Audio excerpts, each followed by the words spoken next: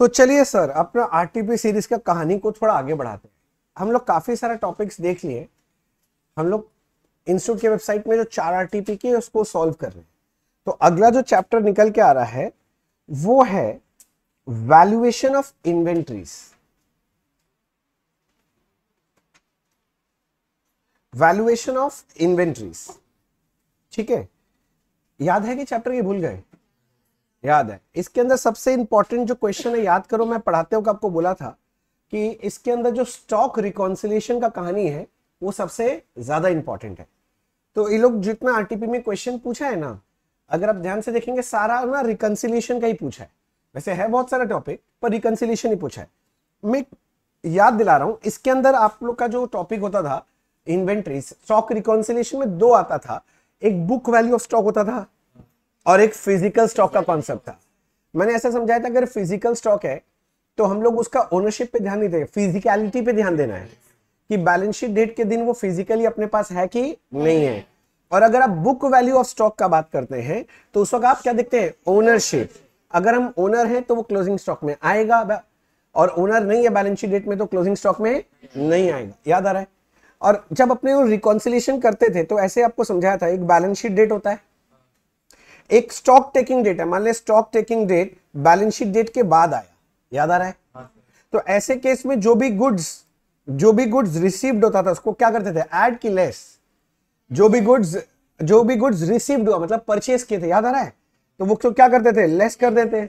और जो भी गुड डिस्पैच किए थे उसको क्या कर देते थे? Add back. और एक और केस बनता था कि अगर बैलेंस शीट डेट यहां है, स्टॉक टेकिंग डेट आपका पहले हो गया, तो ऐसे सिचुएशन में क्या करते थे? जो भी गुड्स रिसीव्ड होता था उसको ऐड, और जो भी गुड डिस्पैच होता था क्या करते थे? लेस। याद है कि नहीं है?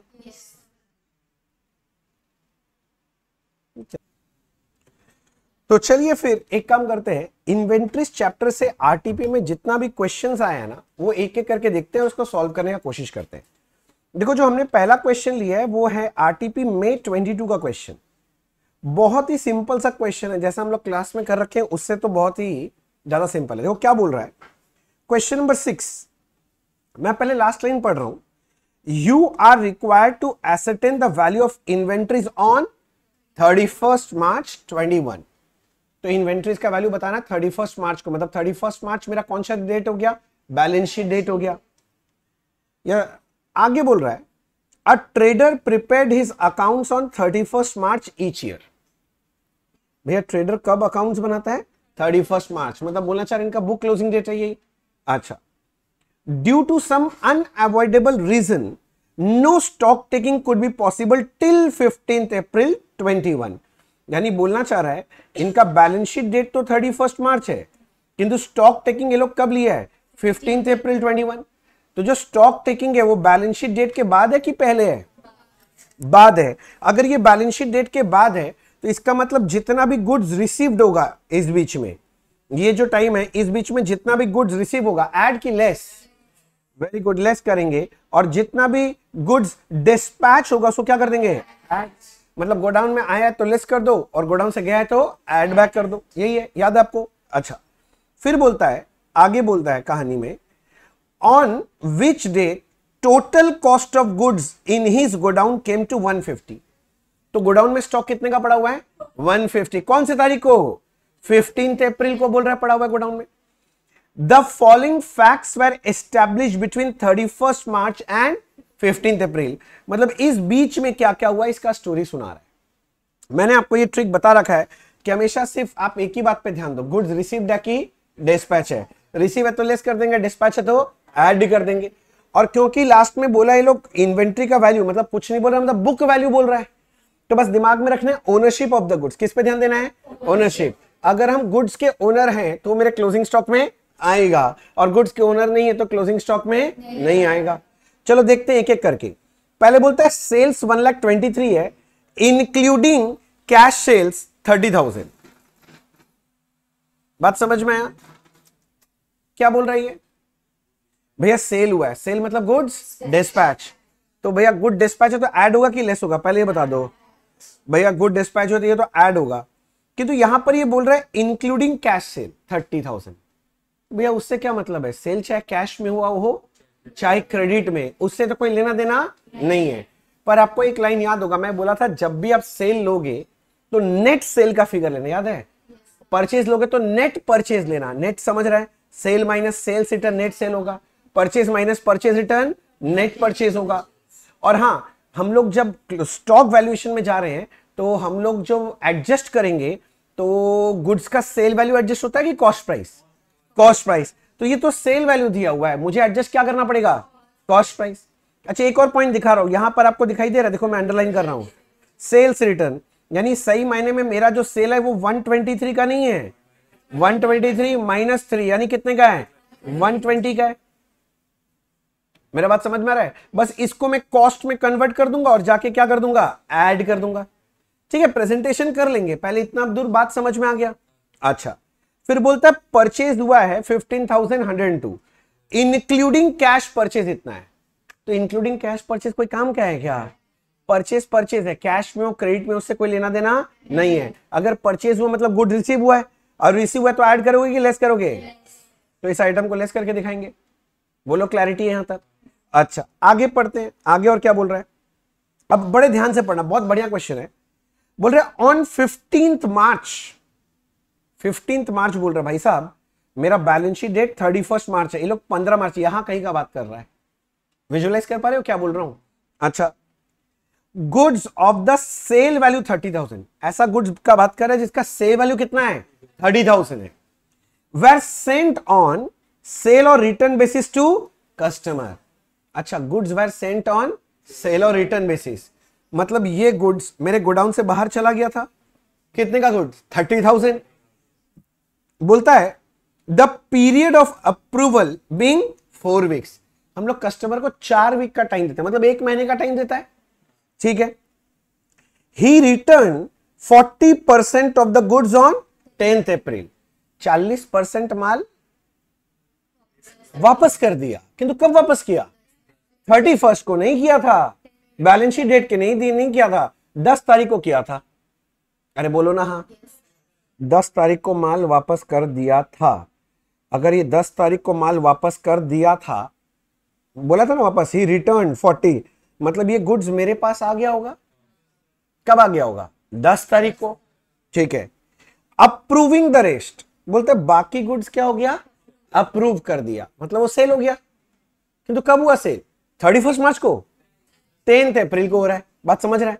आगे बोल रहा है the customer was build on 16, किंतु एक्चुअली में इसका बिल कब बना? 16 तारीख को। मतलब सही मायने में सेल 10 तारीख को नहीं हुआ, जिस दिन इनवॉइस बनता है उसी दिन सेल माना जाएगा। तो सेल तो 16 तारीख को हो रहा है। तो क्वेश्चन आता अब करे क्या करना चाहिए? आपको क्या लग रहा है? मुझे क्या करना, मेरे को क्या निकालना है? क्लोजिंग स्टॉक कौन से तारीख का निकालना है? 31st का क्लोजिंग स्टॉक निकालना है। जरा सोचो, जब मैं गुड्स भेजा सेल और रिटर्न में 15 तारीख को, तो 15 तारीख को तो ये 30,000 का पूरा माल गोडाउन से बाहर चला गया। अरे बोलो, बस इतना बोलो, 31st को क्या ये मेरे गोडाउन में था? 31st को तो ये मेरे गोडाउन में नहीं था, पर 31st तक क्या कोई भी माल बिका था? हाँ कि ना? हाँ, 31st तक कुछ बिका था क्या? नहीं भैया, 31st तक तो कोई माल नहीं बिका, तो ये सेल नहीं हुआ था 31st को। तो अगर सेल नहीं हुआ तो 31st को पूरे माल के ओनर है। तो अगर मुझे अपना 31st का स्टॉक निकालना है तो पूरा माल मेरे स्टॉक में जुड़ना चाहिए। यस सर कि नो सर? गोडाउन से बाहर चला गया था, जुड़ना चाहिए। किंतु ये लोग फिर कहानी में ट्विस्ट ला दिया, बोलता 10 तारीख को ही रिटर्न कितना? 40% ऑफ द गुड्स। तो 10 तारीख को गोडाउन में कितना परसेंट माल आ गया? 40% माल तो गोडाउन में आ गया। तो अगर आ गया 40% माल, तो 40% माल 15 तारीख को गोडाउन में था क्या? 15 तारीख को स्टॉक टेकिंग हुआ है, तो उसमें 40% माल तो घुस गया है। अरे बोलो ना हाँ, 10 तारीख को अगर गुड्स आ गया गोडाउन में, तो 15 तारीख को गोडाउन में था। तो 15 तारीख को जब स्टॉक काउंटिंग किया 1 2 3 4 करके, तो उसके अंदर 40% माल तो घुस गया। कितना नहीं घुसा? तो हमको जोड़ना पड़ेगा कितना परसेंट? 60% माल जोड़ना पड़ेगा। किंतु 60% जो जोड़ेंगे ना, उसका कॉस्ट प्राइस जोड़ना। कौन सा प्राइस? क्योंकि जो 30,000 दिया हुआ नहीं, कौन सा प्राइस है? तो इसका पहले 60% कर लेंगे, नहीं समझा, और इसके बाद इसको किस में कन्वर्ट कर देंगे, कॉस्ट में। वो उसके लिए तो profit sharing ratio, profit ratio चाहिएगा अपने को, जीपी रेशियो जिसको बोलते हैं, तब मिलेगा तो कर लेंगे। तो सीधा बात है, ये ऐड करेंगे, किंतु कितना परसेंट ऐड करेंगे, पूरा नहीं, 60% माल ऐड होगा। एक बार डिस्कशन कर रहे हैं, सुंदर से लिखेंगे अपने लोग। बोलो क्लियरिटी है, किसी को डाउट है? नहीं। आगे आगे भाई साहब, आगे क्या बोल रहा है देखिए, the trader has also receive goods costing 24,000 इन मार्च। हम ट्रेडर हैं, हमको 24,000 का गुड्स मिला है, और कब मिला है, कौन से महीने में मिला है, मार्च महीने में मिल गया, मेरे पास मार्च में आ गया है, मतलब 31 मार्च के पहले 24,000 का गुड्स मेरे गोडाउन में आ गया कि चला गया है। अगर ये 31 मार्च है तो 31 मार्च के पहले 24,000 का गुड्स मेरे गोडाउन में आ गया है। ये कौन सा गुड्स है, परचेज किए क्या? नहीं नहीं, बोला for sale on consignment basis. भाई साहब इसका मतलब हमको मिला है तो हम कंसाइनर है कि कंसाइनी बने? कंसाइनी है हम, कंसाइनर हमको माल भेजा है बेचने के लिए, बोला भाई माल बेच देना। कितने का माल भेजा? 24,000 का। एक दिल पे हाथ रख के बात बताइए, 24,000 का माल मेरे को कंसाइनर जो भेजा है, मैं तो हूं कंसाइनी, ये जो माल है इसका ओनरशिप मेरा है क्या? तो कंसाइनर का है। तो बता 31 को अगर ये माल बचा रहा, मान ले पूरा माल बचा हुआ है 31 को, कितना माल, पूरा माल मान लेते हैं एक बार बचा हुआ है, तो क्या ये मेरे क्लोजिंग स्टॉक का हिस्सा बनना चाहिए? हाँ कि ना? बनना चाहिए कि नहीं बनना चाहिए? नहीं बनना चाहिए भैया, क्योंकि मैं इसका ओनर नहीं हूं। ठीक है, आगे बोल रहा है ध्यान से, 20% of goods have been sold by 31 March. अच्छा, ये लाइन पढ़ने से पहले एक चीज बता, अगर ये माल मेरे को मिल गया 31 के पहले, तो ये माल फिजिकली मेरे गोडाउन में था कि नहीं था? अच्छा, स्टॉक टेकिंग कब किया हमने? स्टॉक टेकिंग 15 अप्रैल को गोडाउन में जाके 1 2 3 4 करके काउंटिंग कब किया है? 15 को किया है। अच्छा, मान लेते हैं कोई माल नहीं बिका होगा, मान लेते हैं अगर कुछ माल नहीं बिका है, ऐसे का जैसा पड़ा हुआ है, तो 15 अप्रैल को ये माल मेरे गोडाउन में पड़ा होगा ना, मेरे काउंटिंग में आएगा ना? ठीक है, बस इतना ही पूछना था। आगे बोल रहा है 20% of goods have been sold by 31 March, मतलब 20% माल 31 मार्च तक बिक गया, हम बेच दिए। तो अगर बेच दिए, बिक गया, तो ये माल 20% माल गोडाउन में है कि चला गया? चला गया। तो अभी 80% माल बचा हुआ गोडाउन में। किंतु आगे बोलता है एंड अनदर 50% बाय 15 अप्रैल, 15 अप्रैल तक अगला 50% माल भी निकल गया। 80% माल बचा हुआ था, 80 में से 50 और हटा दो, कितना बचेगा? 30% माल। टोटल का बात कर रहा हूं, टोटल अगर 100% है तो पहले 20% माल निकल गया, फिर 50% माल निकल गया, यानी कितना परसेंट माल बचा हुआ है? मैं बोल रहा हूं 15 तारीख को ये माल में से 30% माल गोडाउन में पड़ा हुआ था। अरे बोलो, तो 15 तारीख को जब मैं गोडाउन में गया काउंटिंग करने के लिए 1 2 3 4, ये जो माल पड़ा हुआ था पूरा नहीं पड़ा हुआ है। कितना पड़ा हुआ है? 30% माल पड़ा हुआ है। इस माल के ओनर हम हैं क्या? तो क्या ये मेरे क्लोजिंग स्टॉक में आना चाहिए? तो क्लोजिंग स्टॉक में ऐड करेंगे कि लेस? कितना लेस करेंगे? कितना परसेंट माल जितना पड़ा हुआ अपने पास वही क्लोजिंग स्टॉक में घुसा है, तो उसी को निकालेंगे। पूरा मत हटा देना, मेरे बात समझना, गड़बड़ी मत करना, पूरा मत हटाना, क्योंकि मेरे गोडाउन में कितना पड़ा हुआ अभी? 31 को जो 31 को नहीं 15 को कितना परसेंट? 30% माल पड़ा हुआ है। तो जब घुसा 30% है, तो जब यहां से निकालेंगे कितना निकाल सकेंगे? 30% माल निकाल देंगे। बोले यहां तक समझ में आ रहा है? और हां देखो, ये रिलेशन दे दिया, goods are sold by trader at a profit of 20% on sale. तो मैं बोल रहा हूं सीपीएसपी प्रॉफिट है 20% ऑन सेल, सेल प्राइस 100 है तो कॉस्ट प्राइस 80। बोलो हाँ कि ना? यस सर, नो सर, पक्का सर? बस इतना सा बात था।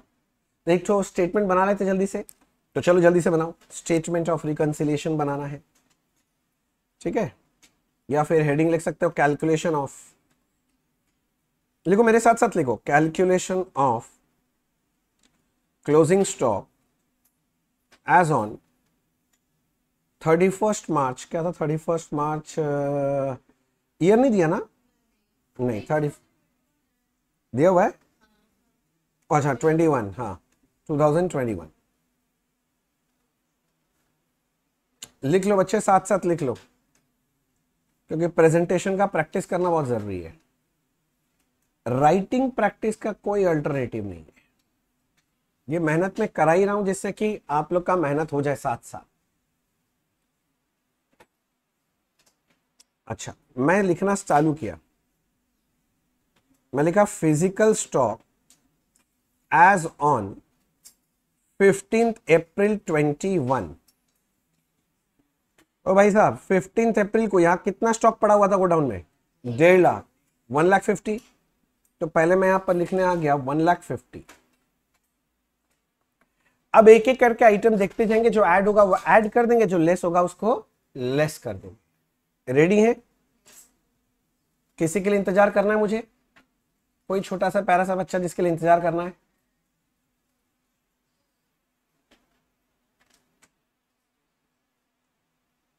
हो गया? अच्छा, देखो क्या बोल रहा है जरा देखो देखो देखो। पहला था ये पॉइंट नंबर 1, सेल। सेल क्या करने का डिसाइड किए थे? ऐड, क्योंकि good dispatch should be added. तो मैं लिख रहा हूं add sales between 31st March 21 to 15th April 21। अपना सेल था 123, कैश सेल ब्रैकेट में दिया था, उससे कोई मतलब नहीं है, किंतु आपको याद होना चाहिए एक सेल्स रिटर्न था 3,000 का, हम तो नेट सेल लेंगे, ये 3,000 हटाया, तो 1,20,000 क्या कौन सा प्राइस है? Sale price. पर मुझे एडजस्ट कौन सा प्राइस करना है? Cost price. और तुमको मेरा मैथ्स वाला मंत्र याद है, जो जो है उसको उसी से डिवाइड करो और जो चाहिए उससे मल्टीप्लाई करो। तो भैया सेल को सेल से डिवाइड कर दिया 100 से, और कॉस्ट चाहिए तो कॉस्ट से क्या किया? मल्टीप्लाई। अगर मेरा ही मैथ्स रूल नहीं पता है तो मेरे यूट्यूब चैनल पे जाके वीडियो देख लेना, और जिसको मैथ्स आता है वो बच्चा आराम से समझ ही गया होगा। कितना आएगा ये? 96 था। चलो बढ़िया, ऐड हो जाएगा 96।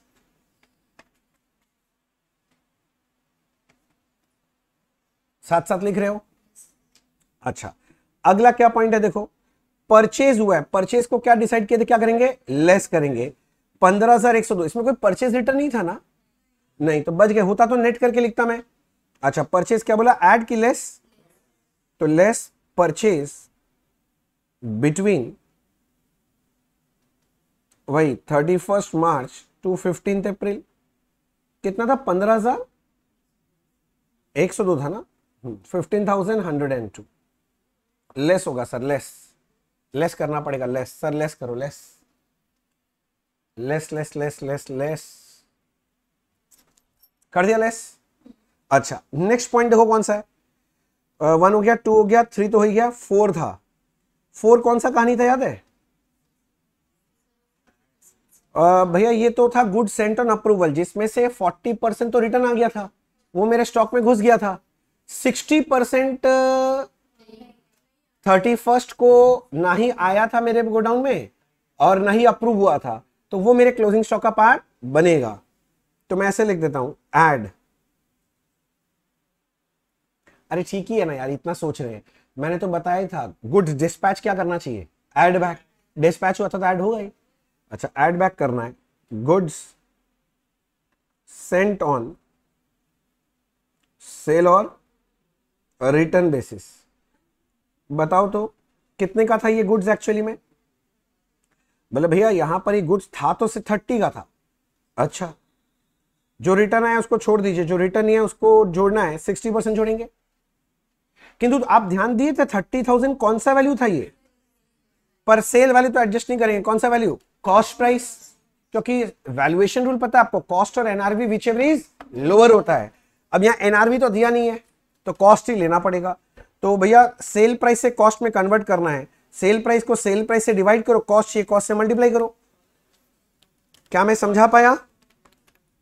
14,400। यहां इस जगह पर बहुत जन गलती कर देते हैं बच्चे, बहुत जन पूरा 30,000 लगा देते हैं, आप ये गलती मत कर देना। समझ रहा है मेरा बात?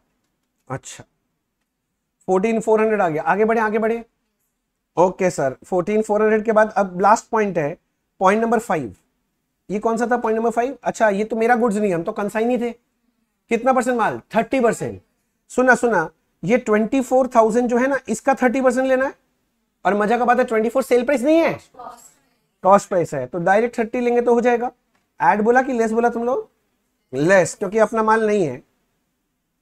ऐसे लिख दे, goods from consignor remain unsold, जो अभी तक सेल नहीं हुआ है। 24,000 का 30%, मजा आ गया सर। 24,000 का 30% कितना? 7,200। और तो कुछ बचा नहीं है, तो 1,50,000 प्लस 96 माइनस 15,102 प्लस 14,400 माइनस 7,200 कितना रहा? 2,38,098 2,38,098 और ये निकल गया हमारा, ये निकल गया हमारा क्लोजिंग स्टॉक एज ऑन, कुछ बोलो, 31 मार्च 2021। ये है, इतना सही कहानी है। और ये सम के ऊपर वेरी वेरी इंपॉर्टेंट लिख के रखना, ये इंस्टीट्यूट का one of the most favourite sum है कुछ नहीं दम, अगर आप ठीक से सोचोगे तो। क्योंकि फेवरेट क्यों बोल रहा हूं? क्योंकि कई बार ऐसा क्वेश्चन आया है, अगर आप इंस्टीट्यूट का पुराना पास्ट क्वेश्चंस देखोगे, एमटीपी देखोगे, आरटीपी देखोगे, तो कई बार पूछा गया ये क्वेश्चन।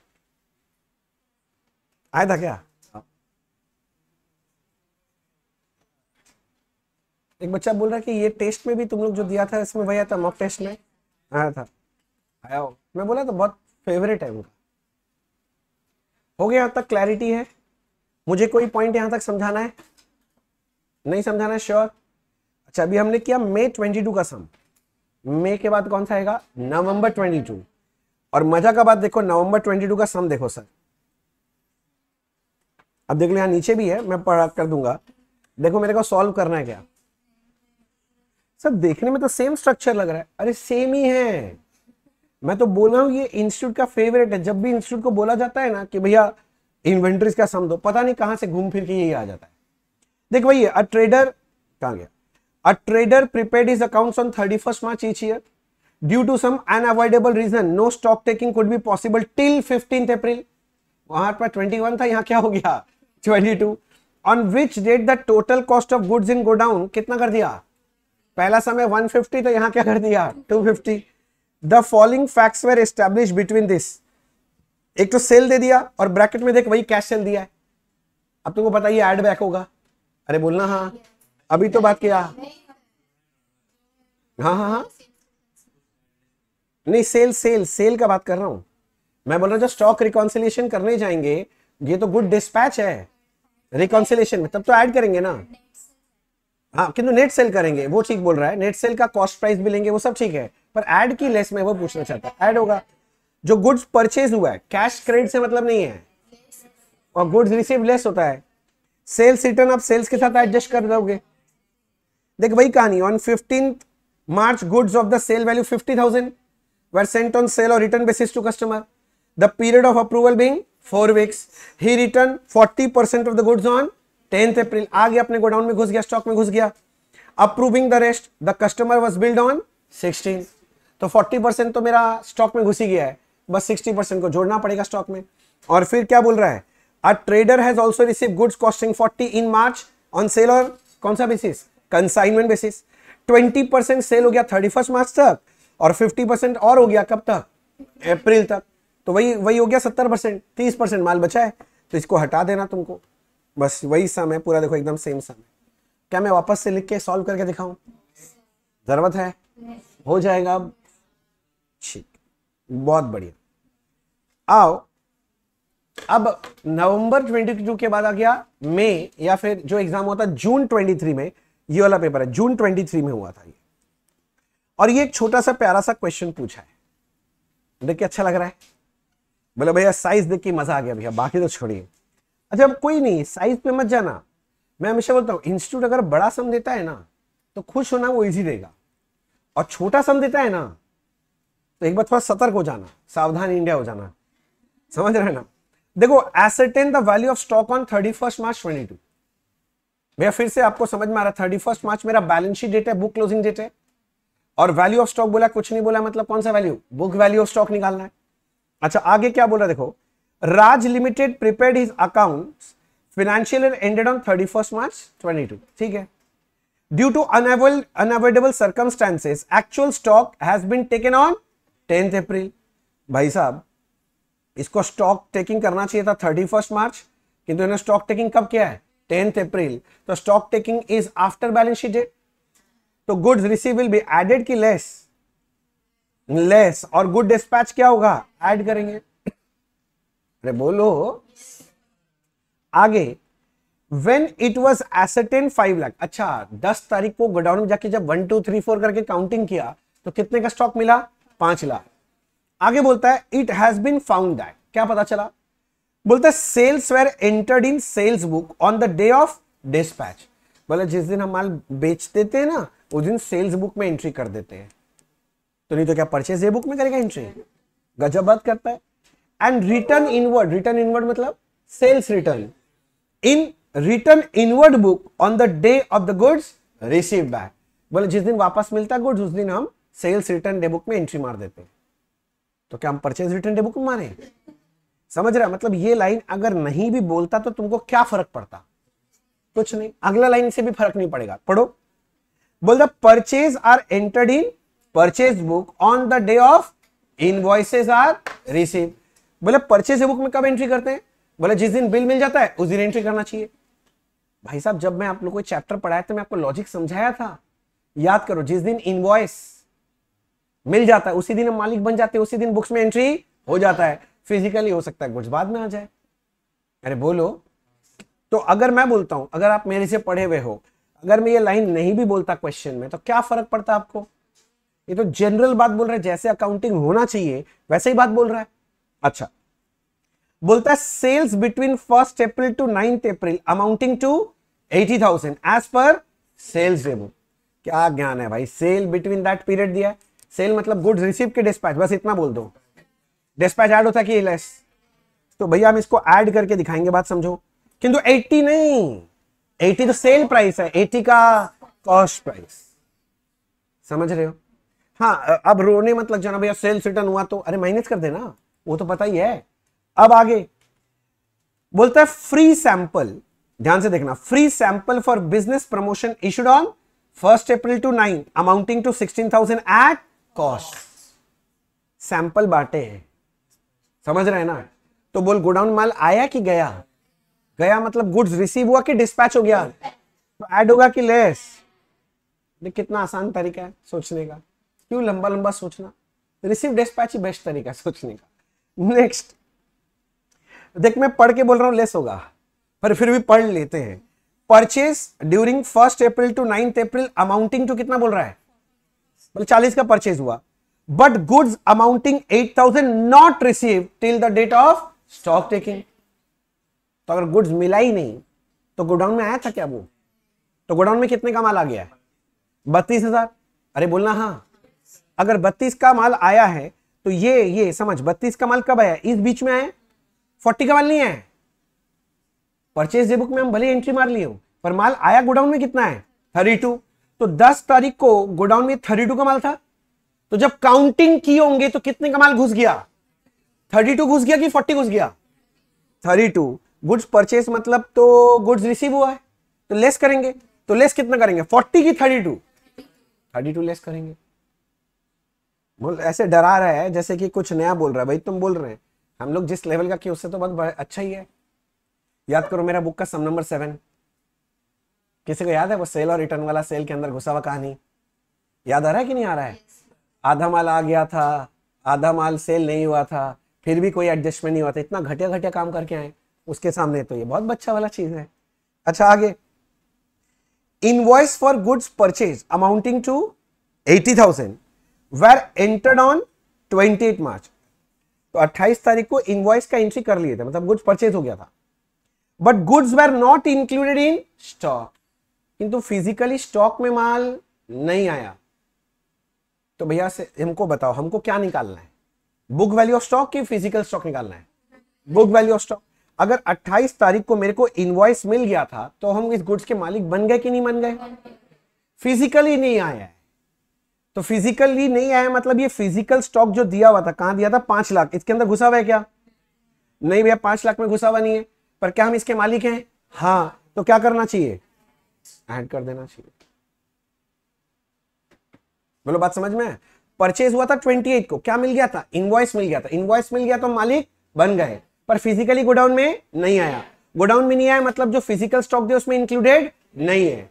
पर मेरे को 31st को बताओ, 31st को हम इसके मालिक हैं? हाँ। स्टॉक में इंक्लूड है? नहीं, तो हमको क्या करना पड़ेगा? इंक्लूड करना पड़ेगा, तो मैं ऐड कर दूंगा। बोलो कोई पॉइंट आप चाहते हो मैं फिर से बोलूं कि ठीक है? तो स्टेटमेंट बना ले फट से। अरे बोलो, तो चलो बनाओ स्टेटमेंट जल्दी से। कौन रुका? बनाओ। ए लिखो, calculation of, A calculation of closing stock, A calculation of closing stock as on 31st March 2002 और 22।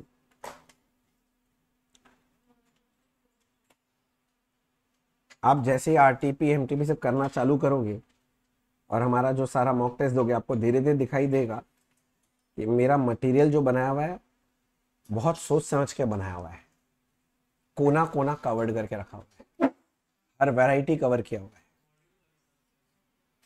Obviously sir, obviously.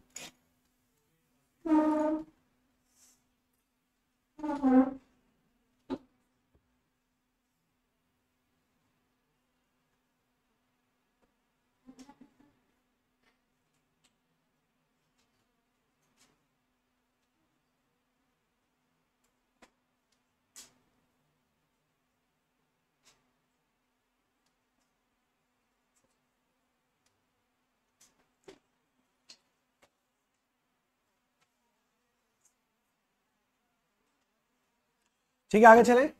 अच्छा, ये ड्रॉ कर लिया ना सब कोई फॉर्मेट? अच्छा, हम लोग स्टार्ट करेंगे किससे? फिजिकल स्टॉक से। बातचीत बंद कर दे तो बढ़िया होगा।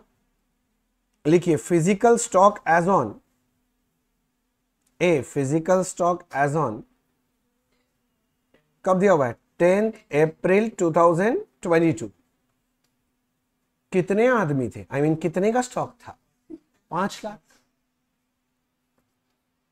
दिखाई दे रहा है ना? ये वाला देखो 5 लाख था, मैं यहां से उठाया। अब एक एक करके, पहला पॉइंट और दूसरा पॉइंट का कुछ करना है क्या? छोड़ दो भैया। तीसरा पॉइंट, सेल को ऐड बैक करना था, राइट? अरे इसमें रेट ऑफ जीपी कितना था? 25% कॉस्ट।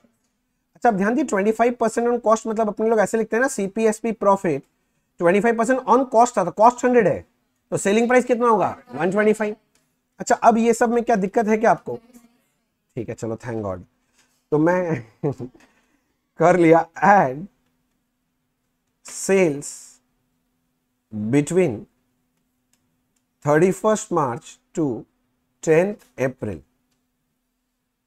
हाँ, कितने का सेल था भैया? 80,000।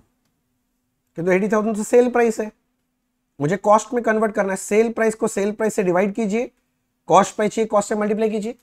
25% ऑन कॉस्ट बोला है ना, तो 100/125 हो जाएगा। नहीं समझ रहा है? अरे समझ रहा है कि नहीं समझ रहा है? आवाज नहीं आ रहा है? हाँ चल ठीक है, अब थोड़ा थोड़ा आवाज आया। अच्छा चलो, ये तो ऐड कर दिया सेल्स बिटवीन बोल के, यहां तक सारा बच्चा का हो गया। अच्छा, नेक्स्ट पॉइंट नंबर 4 भी ऐड है, फ्री सैंपल ऐड कर देते हैं। Goods distributed as free sample, तुम लोग के जैसे, बिटवीन, सर क्या बोले? नहीं कुछ नहीं, 31st मार्च टू 10th अप्रैल, यही था ना? और सैंपल का बोला था कितना है? 16,000 कॉस्ट ही बोल दिया था, तो इसको कोई कन्वर्ट करने का जरूरत नहीं है। ओ दादा, सब ठीक है? तुम आज किसी की तरफ देख नहीं रहा? अच्छा, अच्छा आगे चलते हैं भैया, इतना दूर तो हो गया ना आपका, तो मैं आगे चल सकता हूं।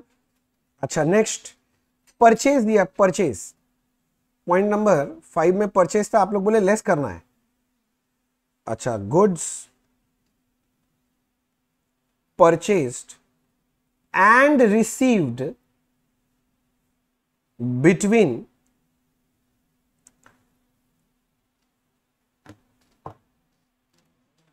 अच्छा, goods purchased and receive between कितना से कितना, 31 टू 10 अप्रैल। आपने ध्यान दिया मैंने परचेज एंड रिसीव लिखा, क्योंकि परचेज तो 40,000 का हुआ था, इसमें से बोला था 8,000 का माल रिसीव नहीं हुआ, तो कितना रिसीव्ड हो गया था, 32, तो यहां लेस 32 होगा। बोलिए ना सर।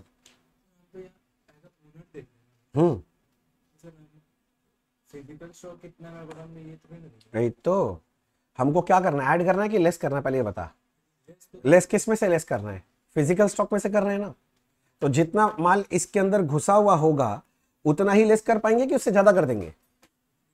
तो एक जो 5 लाख का माल पड़ा हुआ है, मतलब जो गोडाउन में माल पड़ा हुआ है वही घुसा हुआ है, तो गोडाउन में आया कितना माल है, 40 का आ गया कि 32 का आया है, 32 का आया, तो 5 लाख में घुसा हुआ कितना है, 32। तो जब माइनस करने जाएंगे तो क्या 40 माइनस कर पाएंगे, नहीं 32 करेंगे। यही तो समझाया, तो बुद्धि तो लगाना पड़ेगा, रटने से नहीं चलेगा सर। ठीक है यहां तक, अब आइए, समझ में आया ना तुमको। अच्छा नेक्स्ट बच्चे, नेक्स्ट और कौन सा पॉइंट है रे, पॉइंट नंबर 4 क्या करना है, ऐड करना था, 4 बोल रहा है, 6 ये कौन सा था, हम लोग परचेज किए थे, इनवॉइस मिल गया था पर गुड्स का डिलीवरी नहीं मिला था, और ये 80,000 कौन सा प्राइस है, कॉस्ट प्राइस ही है, ठीक है। Add goods purchased before 31st March but not delivered. Not delivered समझ गया, मतलब फिजिकली अपने पास नहीं आया, तो ऐड कर दो, नहीं आया तो पूरा माल ही ऐड होगा। यहां तक ठीक। अब लेस ऐड करके करो यार, क्या आंसर आ रहा है बताओ। 5 lakh plus 64 plus 16,000 minus 32,000 plus 80,000 कितना रहा है, 628 आ रहा है क्या, ये जो आएगा इसको क्या बोलोगे, closing stock as on 31st March 22।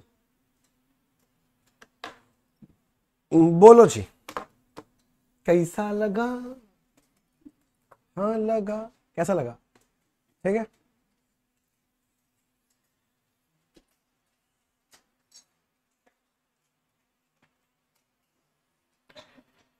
हाँ सब ठीक है, तो यहां तक कोई डाउट। देखो दो अलग अलग टाइप का सम मिल गया अपने को, मतलब 3 टर्म में 2 तो अलग मिल गया। सारे बच्चों का लिखना हो गया तो मैं आगे बढ़ूं, किसी का हाथ चल रहा है, नहीं। ये लो, ये इस बार नवंबर दिसंबर 23 का सम है। मैं रिक्वेस्ट करूंगा ये सम एक बार पढ़ के खुद से ट्राई करो, फिर ही आगे देखना मेरा सोल्यूशन। चलो मैं आपको इस क्वेश्चन का सोल्यूशन करवाता हूं थोड़ा समझा के।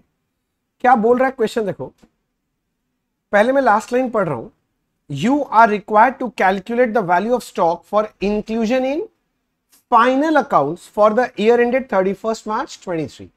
जैसे ही बोला इंक्लूजन इन फाइनल अकाउंट्स, मतलब मुझे कौन सा स्टॉक चाहिए, बुक वैल्यू ऑफ स्टॉक।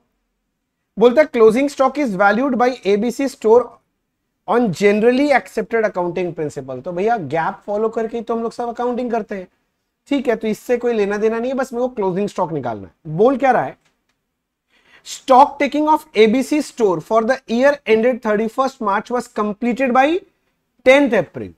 तो भैया सीधा सीधा पहले ड्राइंग समझ लो, अगर मेरा ये balance sheet date 31st March है, तो लोग 31st March को स्टॉक टेकिंग नहीं किया, बाद में जाके कब किया है, 10th April को, तो stock taking is after balance sheet date. तो बोलो goods receive should be added की deducted, deducted, and good dispatch should be added. इतना तो दिमाग में रख लेंगे। आगे बोल रहा है, आगे बोल रहा है भाई साहब, the valuation of which stood a stock figure 335 at cost as on completion date. मतलब 10 तारीख को जब स्टॉक वैल्यूएशन किया, इस दिन स्टॉक कितने का था? इस दिन स्टॉक था 3,35,000। किंतु ध्यान दिया आपने, ये कौन सा प्राइस में था? मतलब इसके अंदर जो भी सामान ले रखा है लोग, सब चीज का क्या लिया है? कॉस्ट प्राइस लेके रखा है। यहां तक ठीक चल रहा है? आगे बोल रहा है, आगे क्या बोल रहा है देखो, बोल रहा है after the end of accounting year, मतलब 31 मार्च के बाद, and till the date of completion of stock taking, मतलब कब तक? 10 अप्रैल, मतलब यहां से लेके यहां के बीच का बात कर रहा है। बात समझ में आ रहा है? इस वक्त क्या हुआ बोलता है, बोलते sales for the next year were made for 13,750। Sales कितने का हुआ है? 13,750। और profit margin being 33.33% on cost. तो भाई साहब मैं इतना बोलना चाहता हूं, सीपीएसपी प्रॉफिट, प्रॉफिट है 33.33 ऑन कॉस्ट, तो कॉस्ट कितना है? 100, सेल प्राइस 133.33। ये रिलेशन है। किंतु जैसी सेल मिला, मेरा मन बोलना चालू किया, सेल मतलब गुड रिसीव के डिस्पैच, डिस्पैच है तो डिस्पैच है तो क्या करना चाहिए? ऐड करना चाहिए।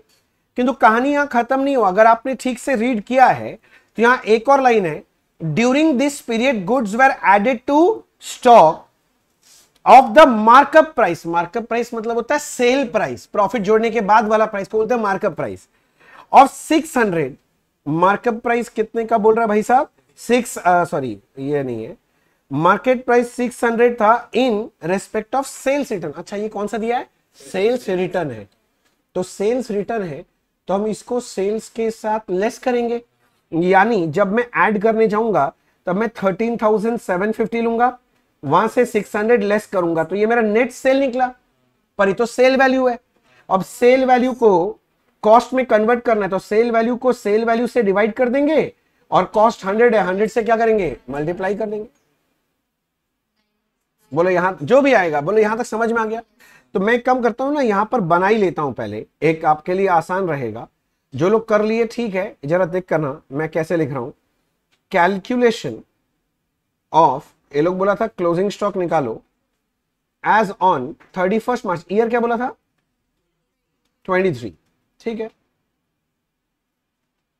23 का बात है।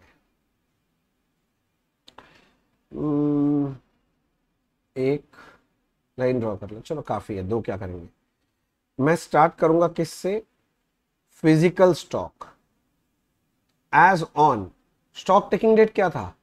10 अप्रैल 23, और इज इन द 3,35,000, यही था ना? और फिर हमने बात की हमको ऐड करना है, दैट इज सेल्स बिटवीन, मैं शॉर्ट में B/W लिखा हूं, आप एग्जाम में पूरा लिखोगे, सेल्स बिटवीन 31 मार्च टू 10 अप्रैल, ब्रैकेट खोला, सेल दिया हुआ था 13,750, इसमें से सेल्स रिटर्न माइनस किया 600 into 100 divided by 133.33, 13,750 minus 600 into 100 divide by 133.33, हाँ 9863 कर दें राउंड ऑफ करके, ये ऐड हो जाएगा। पहला पॉइंट में किसी को डाउट है? पक्का?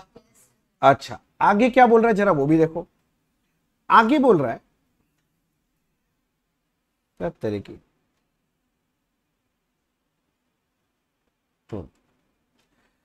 आगे बोल रहा है सर, आगे बोल रहा है purchase for the next year. Next year मतलब वो पीरियड के बीच का बात कर रहा है। Included in stock amounting to कितना है? 18,000 at cost less trade discount, कितना परसेंट बोल रहा है? 10%, मतलब 18,000 का परचेज है। परचेज मतलब इतना बोलो, गुड्स रिसीव के डिस्पैच, रिसीव तो ऐड करेंगे कि लेस? तो ये तो श्योर हो गया लेस करेंगे, किंतु बोलता है इसमें ट्रेड डिस्काउंट 10% है, तो परचेज कॉस्ट 18,000 है कि 18,000 माइनस 10% है? माइनस 10% है। तो यहां पर जब मैं लेस करूंगा मन्ना, मैं जब यहां पर लेस करूंगा क्या लिखूंगा?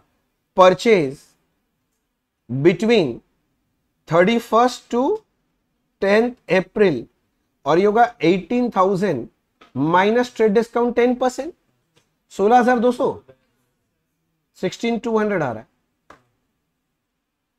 देखो कोई गलत वलत अगर किया है बाई चांस खुद से ट्राई करके तो ठीक कर लेना बच्चे, और जो छापने के लिए बैठा था वो छाप ले। ठीक है आगे चलें आगे। अच्छा आगे क्या बोल रहा है जरा देखते हैं। बोल रहा है after stock taking. After stock taking मतलब हाँ, वो 10 तारीख को जब स्टॉक कैलकुलेशन कर लिया उसके बाद का कहानी बोल रहा है। बात समझ में आ रहा है? हाँ भैया, क्या हुआ उस दिन? बोलता after stock taking it was found that there was certain very old slow moving item. अपने पास कोई बहुत पुराना माल पड़ा हुआ था, और स्लो मूविंग मतलब वो बिक नहीं रहा था। स्लो मतलब धीरे धीरे बिकता है जो माल, समझ रहा है? तो अब ओल्ड है, इसका मतलब ही क्या है? स्लो मूविंग है। कॉस्टिंग 20 to 50, और उसका कॉस्ट कितना था?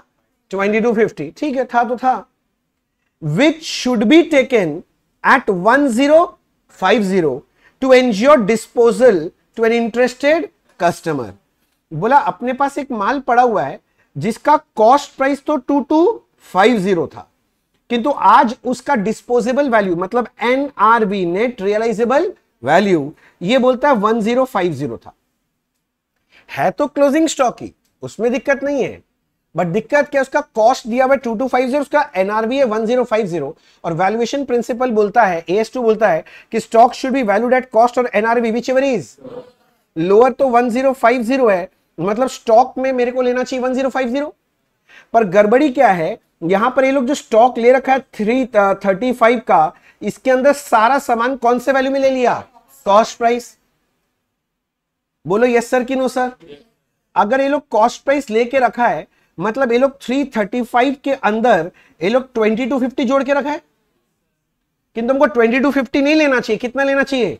1050 लेना चाहिए। तो ये लोग कितना ज्यादा जोड़ दिया है? 1200 ज्यादा जोड़ दिया है। मुझे ठीक करना है तो 1200 रुपया से लेस करना चाहिए, लेस करना चाहिए। बोलो यस सर? तो मैं यहां पर आके लिखूंगा less reduction in value of slow moving stock. सिर्फ स्टॉक भी लिख सकता है, कोई दिक्कत नहीं है। मैं लिख दिया 2250 माइनस 1050, तो करके 1200 आ गया, 1200। Yes sir no sir? यहां तक समझने में क्या डाउट है? कोई डाउट है किसी का? यस सर कि नो सर? No sir. चलो कोई डाउट नहीं है, आगे बढ़ते हैं सर, आगे बढ़ते हैं, देखते हैं और क्या बोल रहा है।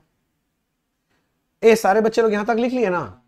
क्योंकि अब लास्ट पॉइंट बचा पढ़ने के लिए मेरे पास, उसके बाद खत्म हो जाएगा सब। रेडी? अच्छा, बोल रहा है ड्यू टू हेवी फ्लड, कोई फ्लड वर्ड आया, सर्टेन गुड्स कॉस्टिंग 3100, कुछ गुड्स है जिसका बात कर रहे हैं, उसका कॉस्ट कितना है? 31।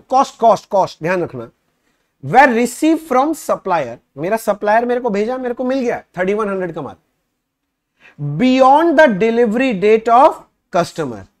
ये माल जो मिला है ना, ये मेरे को एक कस्टमर को आगे देना था, किंतु उस कस्टमर को जो डिलीवरी डेट था वो निकल गया। As a result the customer refuse to take delivery, और कस्टमर ने इसका डिलीवरी नहीं लिया। मतलब ये माल सेल हुआ कि नहीं हुआ? नहीं हुआ, मतलब मेरे क्लोजिंग स्टॉक में पड़ा हुआ है। अरे बोलो। किंतु आगे बोल रहा है and the net realisable value of the goods were estimated 2500 on 31 March. मतलब ये सामान भी मेरे क्लोजिंग स्टॉक में पड़ा हुआ है। बोलो हाँ। तो ये लोग क्लोजिंग स्टॉक में पक्का पक्का ये सामान लेके रखा ही होगा, किंतु क्लोजिंग स्टॉक में जब ये लोग लिया है, सारा सामान किस में ले रहा है? कॉस्ट में। तो इसका भी ये लोग कॉस्ट यानी 3100 लिया होगा।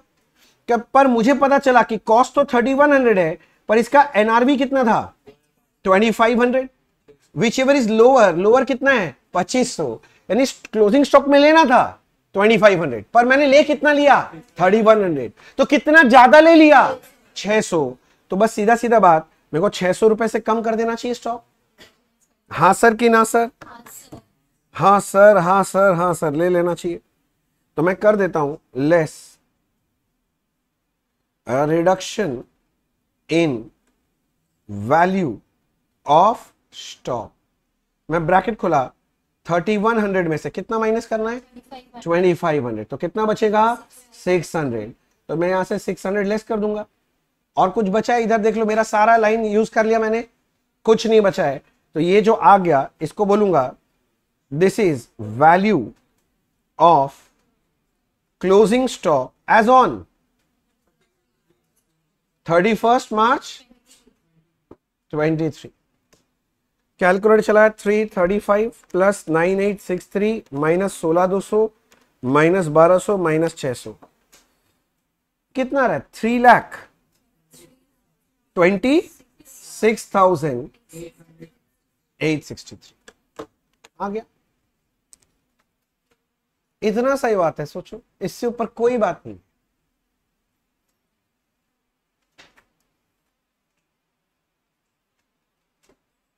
बोलो क्लियर हुआ?